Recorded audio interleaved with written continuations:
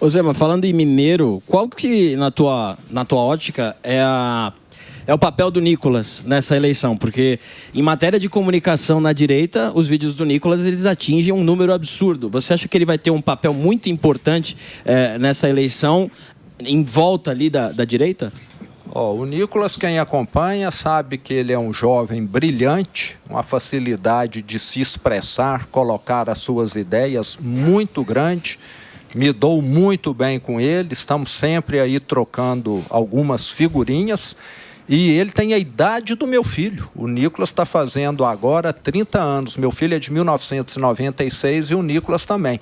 Então ele tem um futuro, uma carreira política muito longa pela frente e vai ser um dos nomes que mais vai somar com a direita. E o partido dele, o PL, esse ano acabou atraindo muitas candidaturas exatamente por causa da força eleitoral dele. Muitos foram para o PL para poder pegar carona com o fenômeno Nicolas. Mas desejo para ele uma sorte. Mas muito tem muita inveja grande. Também, né? Quem você fala? Não, tem muita inveja. Tem muita inveja no... Muita gente atacando ele também. Atacando. Tem gente na direita que está batendo mais no Nicolas do que no Lula. Eu acho que vê nele uma ameaça, mas ele representa muito bem os valores da família, de Deus, os valores cristãos. Eu também valorizo isso e tenho certeza que ele é um nome excepcional. Um rapaz que continua vivendo como sempre viveu, não tem nada dessa ostentação que existe lá em Brasília. Então vejo ele assim como um político promissor pelos próximos 40, 50 anos, pela idade dele. E os mineiros sabem fazer política, né? E não conto nada pra ninguém. Não. Você vê JK, você vê o Tancredo, você vê o Itamar Franco, Zema, Dilma, Aécio. Os caras são bons. Dilma e Aécio, ele pulou. São bons.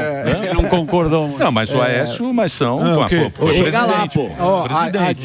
A Dilma foi para o Rio Grande do Sul, acho que ela só nasceu em Minas, e o Aécio vivia mais no Rio de Janeiro. Gostava das festas. Então eles não são mineiros como os demais aí que Você vai cancelar. É semi-mineiro. São semi-mineiros, Só ia quando interessava, né? O que mais? Tem pergunta? Pois não. Ô Zema, você, dentro dessa batalha que está contra o STF ali, tanto o executivo, alguns executivos e também o legislativo, o próximo presidente, ele minimamente vai poder indicar 3 ministros do STF.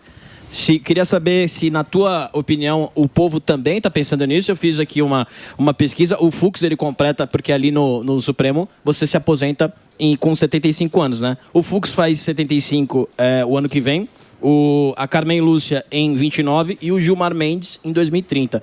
Então, o próximo presidente, ele vai poder nomear 3 ministros. Você acha que a população está prestando atenção nisso também para votar no presidente?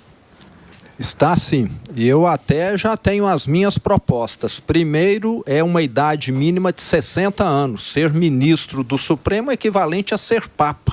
É o coroamento de uma longa carreira e você automaticamente limita o tempo dele a 15 anos. Segundo, acabar com essas decisões monocráticas, principalmente aquelas que anulam aquilo que foi aprovado por 300, 400 parlamentares, que um ministro, numa canetada, derruba tudo. E terceiro, que nós também precisamos estar avançando aqui no Brasil, é melhorar essa indicação. Hoje o presidente, na minha opinião, tem uma liberdade muito ampla, muitas vezes um Congresso que não tem a coragem de analisar como fez a semana passada. Eu colocaria também para participar dessa indicação o Superior Tribunal de Justiça, a Procuradoria-Geral da República, o Conselho Nacional de Justiça e a OAB. E talvez até alguns tribunais de justiça de alguns estados ou de algumas regiões. Dessa maneira, você teria condições de levar para o presidente talvez uma lista tríplice com nomes bons, como acontece. Como foi no meu caso de governador, que eu nomeei 9, 8 desembargadores para o Tribunal de Justiça de Minas Gerais. Já chegava para mim uma lista de pessoas extremamente qualificadas qualificadas e, na minha opinião, hoje é uma liberdade enorme. Tanto é que tem lá no Supremo hoje um ex-advogado do presidente, um ex-advogado do PT, um ex-ministro do presidente. Então, porque o governador, você indica desembargador e MP também, né? Exato. O MP também é o governador que faz. Exato. Tem as cadeiras da OAB e do MP. Seu advogado foi indicado? Um detalhe importantíssimo aqui, Minas tem 300 mil funcionários públicos, 300 mil. Adivinhem quantos parentes eu levei? Tá inchado, hein? Precisa dar uma diminuída, hein? 300 parentes? Quantos parentes? Zero. Então, mas Minas tem muito município, né? Tem muito município. 853. Tem 853 municípios, Minas Gerais. É município pra caramba, né? E tem umas coisas que fazem esse número ficar alto em muitos estados, tipo a cantineira da escola, o pessoal que faz a limpeza da escola é terceirizado. Em Minas está tudo na folha do estado. Então, só aí você já carrega, tipo, 50 mil pessoas, entende? São cargos simples, mas que estão na folha do estado. Em outros, isso hoje, em boa parte, é terceirizado. Então, tem algumas coisas que precisam ser colocadas na balança. Tivemos aqui uma andada na sua situação lá do inquérito das fake news. Segundo a coluna da Malu Gaspar, que foi quem deu lá todos aqueles furos do Banco Master, vale lembrar, Gilmar pressiona Guanê para enquadrar Zema, mas enfrenta a resistência da cúpula da PGR. Nessa coluna aqui, ela vai no ponto, falando até com fontes que estão estranhando, que está falando que tem pressão. Lembra que o Guanê foi sócio do ministro Gilmar Mendes durante um bom tempo e, além disso, ainda coloca que, nesse caso, não tem uma resposta, mas na ação civil pública que se teve pela questão da homofobia ali, já houve resposta e foi ali jogado para escanteio a denúncia contra Gilmar Mendes. Então, a PGR andando, esse processo... Você tem medo, governador, de ficar inelegível por conta desses vídeos que você fez no seu Instagram? Eu não tenho como controlar isso, né? Eu sou um estoico, e no estoicismo fala que a gente não se preocupa com aquilo que a gente não controla, não é isso? E eu estou fazendo certo, estou muito tranquilo, estou confiante de que o brasileiro quer mudança e que eu estou fazendo a minha missão.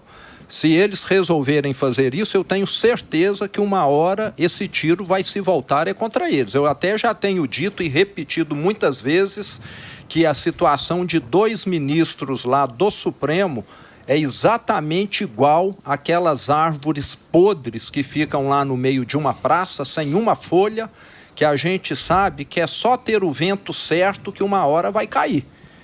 E eu estou vendo que lá no Supremo são 2, 3 ministros nessa situação. É insustentável. O brasileiro todo dia acorda cedo para trabalhar e está levando um tapa na cara vendo esses ministros continuando lá. Num país sério, eles já teriam caído. Eu falo que se fosse num Japão, eles teriam cometido autoaniquilamento no Japão, que tem um código de honra muito forte. E aqui no Brasil nada acontece. Eu continuo confiante e continuo lutando. Vale lembrar que não tem nada que vai mudar essa caminhada minha. Eles podem até me colocar para fora, mas eu volto à frente. Eu ainda tenho 61 anos, estou com a saúde boa, que é o que Deus mais me abençoou, e eu quero ver o Brasil dar certo, ficar sem esses intocáveis de Brasília. E a sua esperança é a delação, então, do Vorcaro. Você acredita que ministros podem cair depois dessa delação? Já era para ter caído. Eu estou confiante que um novo Senado vai levar adiante uma investigação e processo de impeachment contra esses intocáveis. Ô Zema, o pessoal aqui tá bravo, tá falando de uma notícia aqui que fala aqui, ó, Zema sobre os aposentados, não podemos dar ganhos reais. Então, descendo a marreta aí, falando que você não quer saber de dar aumento pros velhos. Ele vai nesses podcasts ruins. Pois é. Aí sai essas notícias assim, eu queria que você explicasse o que tá pegando.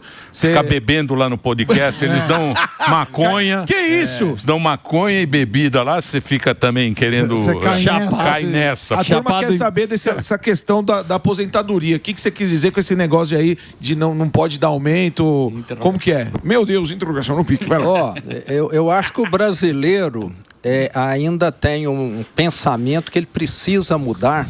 Ele acha que ele vai ficar mais rico ou mais pobre dependendo das canetadas lá de Brasília. Nós vamos melhorar de vida a partir do momento que nós não tivermos mais um governo atrapalhando o setor produtivo. E na hora que eu tirar essas amarras, essas correntes do setor produtivo, fazer essa taxa de juros extorsiva cair, todo mundo vai viver melhor. Vamos pegar o caso dos aposentados. Tenho certeza que tem aposentado hoje que pega empréstimo consignado. Sim. Tenho certeza que tem aposentado hoje que compra o carrinho dele financiado, ou uma moto, ou um celular. Na hora que a taxa de juros cair, e vai cair, tudo que ele está pagando vai ficar mais barato. Ele não precisa temer, não. Ele vai ter uma vida muito melhor. Hoje o brasileiro está endividado, os aposentados a mesma coisa, pagando uns juros elevadíssimos, e vem um presidente e fala, vou te dar um ganho real de 1% esse ano, e está tirando 15% com a taxa de juros. Sim. Será que ele não é capaz de enxergar isso? Você sabe que eu estava vendo um negócio legal, foi até nesse YouTube, eu não lembro se era YouTube, se era esse X e tal, era um cara fazendo a comparação, porque a gente sempre fala, não, estudo, as pessoas têm que estudar, que o país tem mais estudo, tal, não sei o quê, e ele faz uma comparação com a Alemanha, porque a Alemanha foi dividida durante 45 anos. Certo. É o mesmo povo, a mesma educação, a mesma cultura, e você vê, quando dividiu, um estava no livre comércio e o outro estava comunismo, um foi para frente e o outro foi para trás. Então é um negócio para você pensar, quando fala, não, a educação que é importante, lógico, mas você vê que é isso que você está falando. Sim. Tem que saber onde. O governo, ele precisa saber o que ele vai priorizar. É o sistema de incentivo que é importante. O que o governo precisa saber, o que vai fazer, onde é que ele vai colocar o dinheiro do povo. Quem que está ficando rico no Brasil? Quem está ralando no setor privado ou quem está lá em Brasília no setor público? Sim. Quem que está ficando rico? Eu quero que fique rico no Brasil quem é do setor privado. Claro. Eu falo que quem quer ir para o setor público deveria fazer um exame de consciência e pensar se tem vocação. Porque setor público, para mim, é ser servidor de quem paga impostos. E aqui no Brasil nós criamos uma distorção. Ir para o setor público está servindo para se transformar em milionário. Contratos maravilhosos de advocacia. Não é isso? Então, é necessário. Você vai ter uma vida confortável, você vai ter um bom salário, mas ser milionário vai ralar no setor privado, vai inventar alguma coisa para as pessoas.